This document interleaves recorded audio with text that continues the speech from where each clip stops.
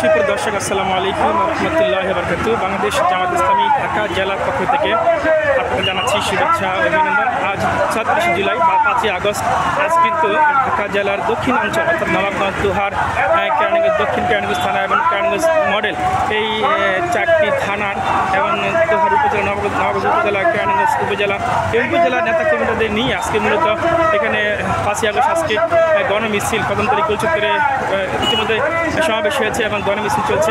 এখানে যে পুলিশ বাহিনী তারা কিন্তু পিছনে এখানে তারা কিন্তু সহযোগিতা করছেন, তারা এই মিছিলে সহযোগিতা করছেন। এক সময় পুলিশ কিন্তু তারা কিন্তু জামা শিবিরের লোক দেখলেই তারা ধরে নিয়ে যেত, এখন কিন্তু তারা আমাদের সহযোগিতা করছে, আলহামদুলিল্লাহ, এটা ভালো দিক।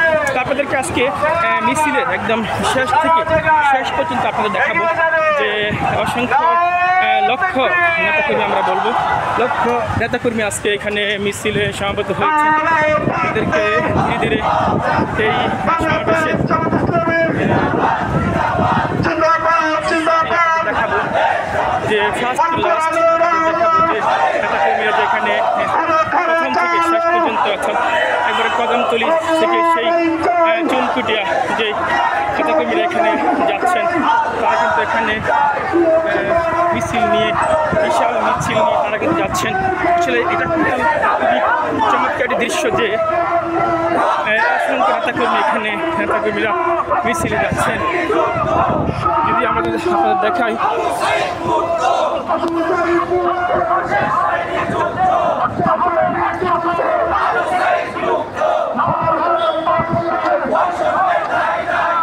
যে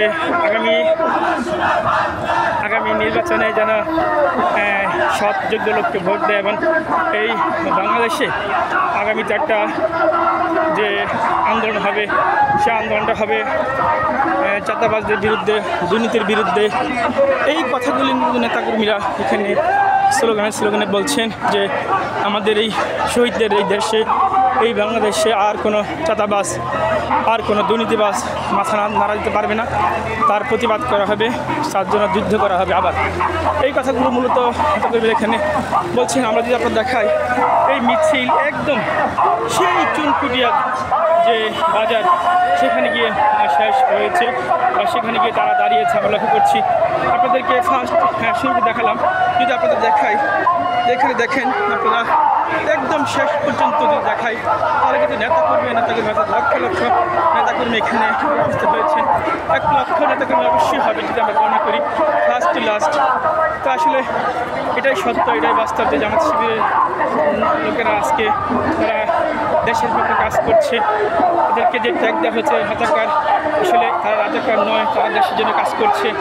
1971 সাল থেকে এই পর্যন্ত যত সংগ্রাম আন্দোলন হয়েছে সবগুলো সংগ্রাম আন্দোলনে কিন্তু জামাত শিবিরের লোকেরা নেতাকর্মী তারা সংগঠিত ছিল এবং আন্দোলন করেছিল।